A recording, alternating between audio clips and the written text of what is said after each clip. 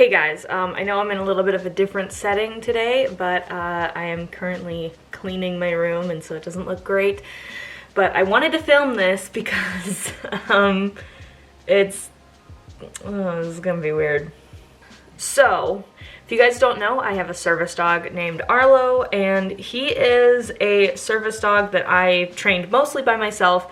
I work for a program, so I did have a couple like mentors help me and stuff like that, but other than that, he is an owner-trained service dog, and we are compliant by all rules in the ADA, which, if you guys don't know, the ADA is the Americans with Disabilities Act, and it protects Americans that have disabilities who use service dogs as medical equipment to help mitigate their disability. I have had Arlo for like 2.5 years. And he's been a service dog in training and a service dog the whole time. So I know quite a bit about ADA law, especially since I'm a professional dog trainer, so I work with a lot of people who have service dogs. And, you know, as the ADA states, there is no certificate or certification or anything for ESAs or service animals. So ESAs are emotional support animals. They are not service animals, but they do still have like a job. They have public access rights in terms of they have the ability to go on airplanes with their owners. I'm not 100% sure. I know that the airlines have different rules now, so that could be outdated, but you know, as of the last time that I looked, you know, that's still the case. I could be wrong because I know that the American Airlines like Association or whatever just recently changed laws on that. I don't really work with the ESAs too much, so I don't know, but there's that.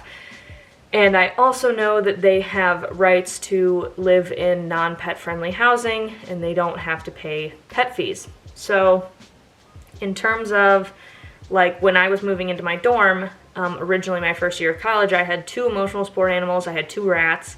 They were gonna come with me, and they were emotional support animals, so even though the dorms are non-pet friendly, they allowed my rats.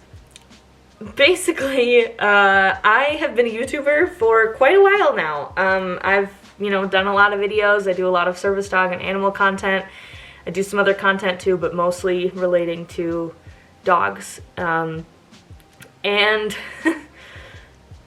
I get some emails that are like, sponsorship emails. They want to sponsor a video, they want to send me a product to test out, and you guys have seen I've done quite a bit of videos like that.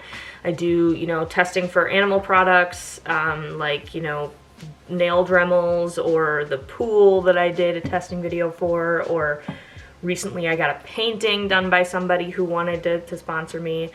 There's just been a lot of different things that people have asked me to like review on my channel. And sometimes I get some not so like kosher emails about sponsorships, and this one I thought was particularly funny, so I'm gonna share this one with you. I'm gonna read it off my phone, so if you see me looking over to the side, I'm reading it, but I'm also gonna put it up on the screen so you guys can see it. It's a real email. This is a real person who contacted me, I swear. And I just can't believe that they, after seeing the video that I did about the topic, I did an ADA, I did 2 different ADA videos, I think. I did a video that was about, I read through the entire ADA regarding service animals, and then I read through the frequently asked questions. So, them seeing that I know the laws, why would they send me this? I don't know, but So this first email was sent to me on the 11th, so June 11th, and it says, "Hi Brielle, hope you are doing well. I'm Samantha from ESA Certificate. We are one of the trusted media to get ESA letters online. We aim to simplify the process of getting an ESA letter. ESA Certificate gives its clients all the information they need to make well-informed decisions while also addressing all their doubts and concerns. I wanted to talk to you about a possible affiliate partnership deal with you." If you guys don't know what affiliate means, it means that they're not going to pay me to do a video on them or anything like a normal sponsorship deal would be. they want me to basically sell their product and then I get a cut of the profits, which I think is just, I'm not an affiliate for anyone. I don't know how it necessarily works like for most companies, but when people have brought up affiliates before, that's usually what they mean. I usually don't go for that because I don't, have the time necessarily to actually be trying to sell a product and stuff like that. I just do the videos. So, to me, this was really weird. I believe we are a great fit to work together, so let's talk. Best regards, Samantha, Partnership Manager at ESA Certificate. So, it's just that was the first email, and I didn't respond. I get a lot of sponsorship emails, not to brag or anything, but I get a lot of them, so I didn't have a chance to respond before she sent the second email, which was on the 15th of June. It says, "Hi Brielle, hope you are doing well. Following up on my previous email, do let me know when you're free to chat. Best regards, Samantha, Partnership Manager at ESA Certificate." So I know I read that second one, and I was like, oh, okay, I don't want to be rude, so I'm just not going to respond because I don't want to be like snippy in a response, like telling them that what they're doing is like not, protected by legality or anything. So I didn't respond, but she kept emailing me. She sent me another email. "Hi Brielle, hope you are in good health. I'm trying to reach you for the last few weeks to discuss a possible affiliate partnership. Wondering if you are busy or haven't received my previous emails. Let me know if we can partner up and work together. Best regards, Samantha, Partnership Manager, ESA Certificate." So she sends me another, even after that, on the 25th, 3 days later, she says, "Hi Brielle, I've tried to reach you a couple times before to discuss our affiliate partnership. Sadly, I haven't heard back from you, yet." That sounds like a threat, almost. "I haven't heard back from you, but I will." "I'm not sure what is the best way to connect with you. Please let me know. Best regards, Samantha, Partnership Manager, ESA Certificate." So, at this point, she sent me, like, 4 emails within the span of, like, part of the month of June. So I was finally like, all right, she wants a response, I will give her a response. At this point, I'm frustrated. I took a look at her website. I made sure that I looked at the website, and the link is right here if you guys want to go check it out. So before I read you my response that I gave her on June 25th, let's take a look at her website, esacertificate.org. So, esacertificate.org.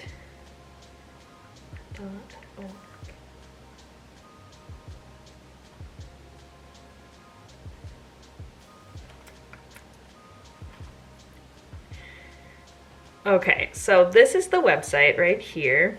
So, I heard you wanted to know if you qualify for an emotional support animal. This website is sentient. It's telling me that it knows that we wanted to know if we qualify. "No more unfair pet deposits." I think pet deposits are completely fair. If you're going to have an animal living in a house, that's more work for the landlord in multiple different ways. So I think that pet deposits are completely fair. When they qualify. Avoid breed and size restrictions. There's breed and size restrictions for a reason. Let's say that you have a Great Dane and you want to move into like a 1-bedroom, 1-bathroom apartment and you're on like the 5th floor. So in order to let your dog out, you have to go down 5 floors. There's a reason why there's breed and size restrictions. No more unfair airline fees. There's space on an airplane. You have to pay for space on an airplane. Unless you have a medical reason for needing this animal on the plane with you, you should have to pay a fee because, you need to pay for space on the airline. That space can be used for something else. It's a commercial thing. You are in the right place. 100% free instant qualification screening. We help people to get the proper documentation to make their pet an official emotional support animal. Wow, official.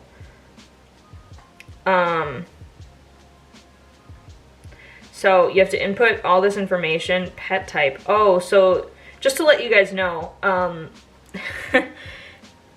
any animal can technically be an emotional support animal. Any breed, any whatever, but they only apparently offer it for dogs or cats. So our simple process. Wow, what a cute corgi. Complete the free online assessment. The questionnaire takes 5 minutes to complete and you will see if you qualify. Get the letter that you need, a travel letter, a housing letter, or both. Get contacted by one of our therapists.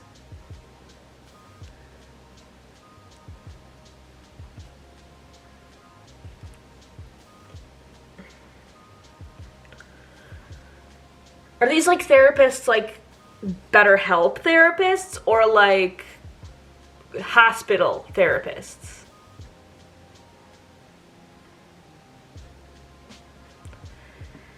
You will have a chat with one of our licensed therapists about the details of your letter and why you need it. Get your letter. Get your letter shipped to you within 48 hours with our expedited options. 1 in 4 Americans suffer from an emotional or mental disability. Emotional or mental disability? Both of those are psychiatric disabilities. This staggering number doesn't have to mean that 1 in 4 Americans actively suffer. Are you saying that emotional support animals are like the cure for all psychiatric conditions? Can reduce the symptoms and effects of mental or emotional disability by providing companionship, comfort, and love. Wow. Researchers are just now beginning to understand the full benefits of animal therapy. An ESA certificate has made it their mission to help provide more information, more connection, and more certificates to enable this growth.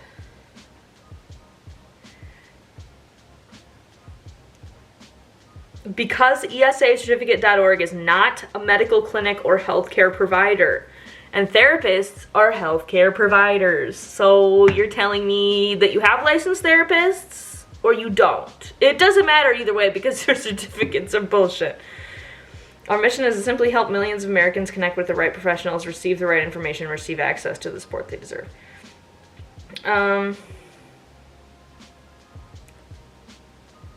So here's the thing. I completely agree that emotional support animals can definitely help people with disabilities. I totally think that they are legit. I've had 2 of them. They are completely legit. They totally help. However,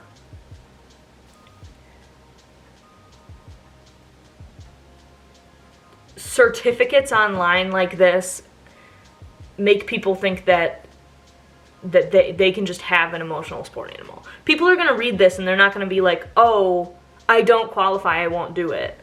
They're going to try to do it anyway. And even if they do, that letter is not legit because it's not from a therapist that has been treating you for any period of time.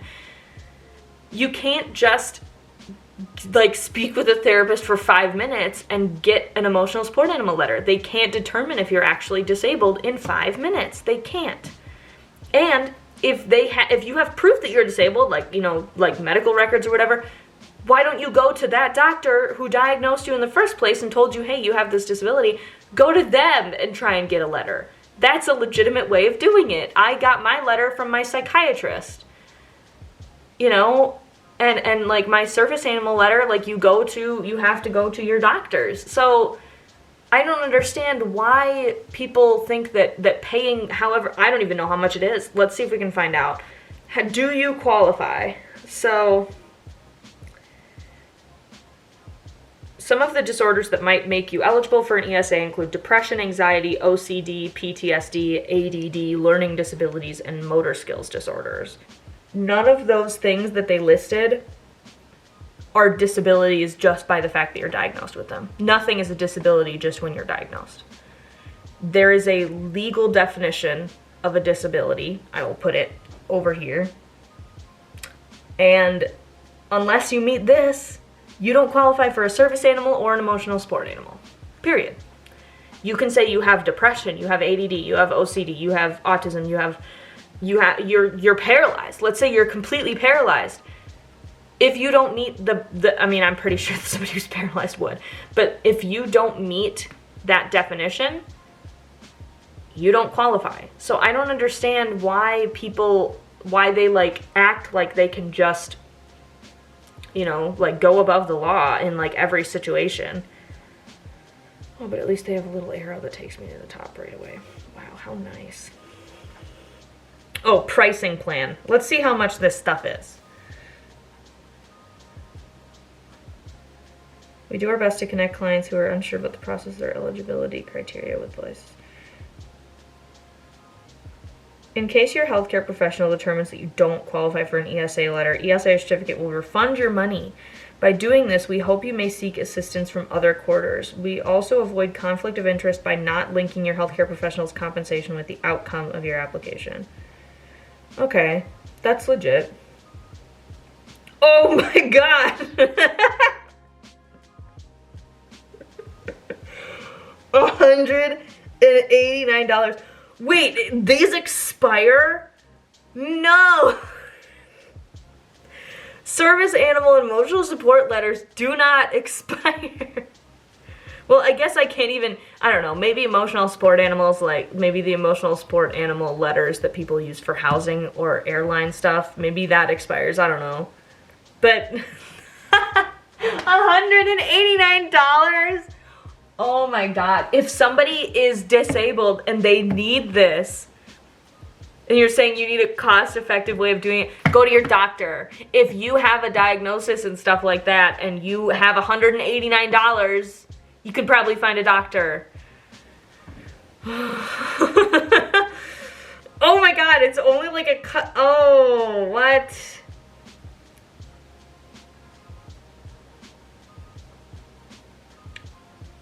$159, $149. Oh.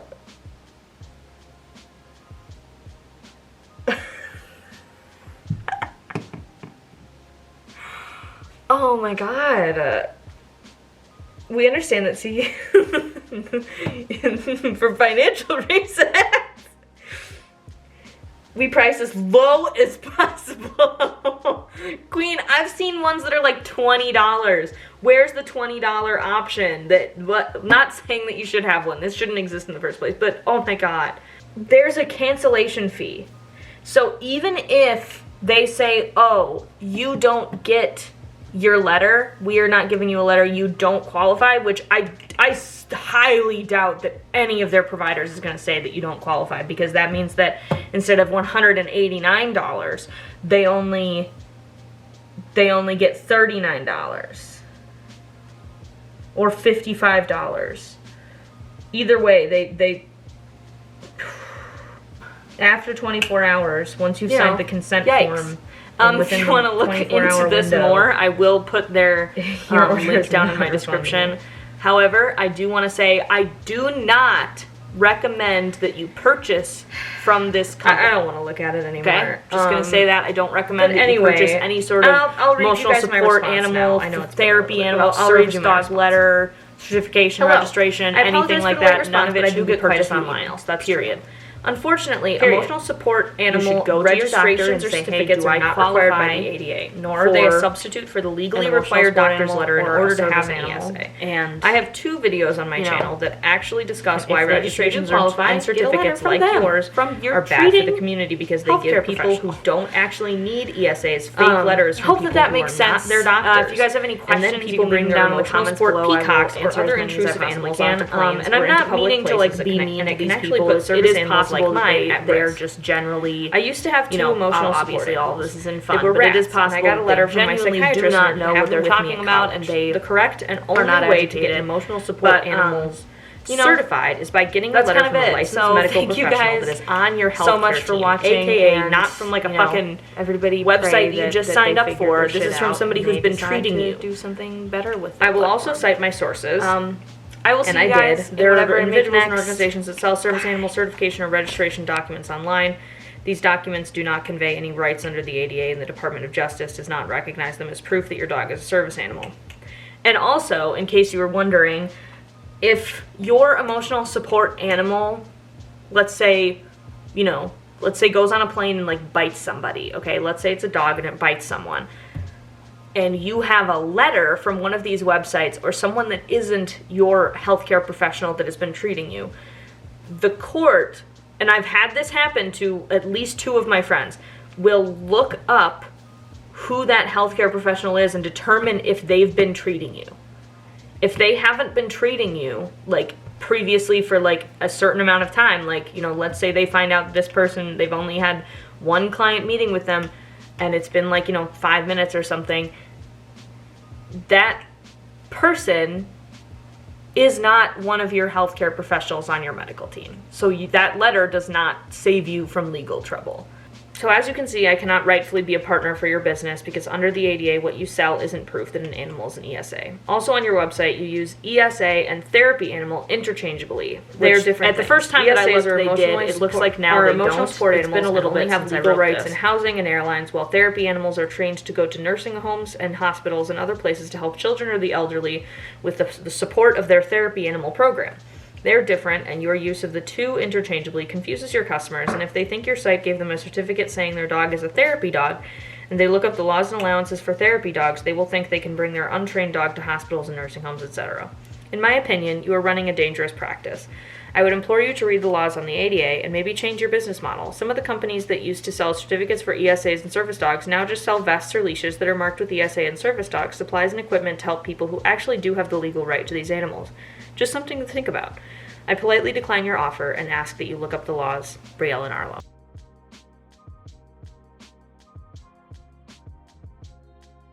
So I hope that, you know, kind of gives you some insight into if you want to, like, do a service dog vlog and stuff like that. Those are some of the emails you'll get. This isn't the first time that I've gotten an email like that. This is just the first time that I've, like, read into it and responded.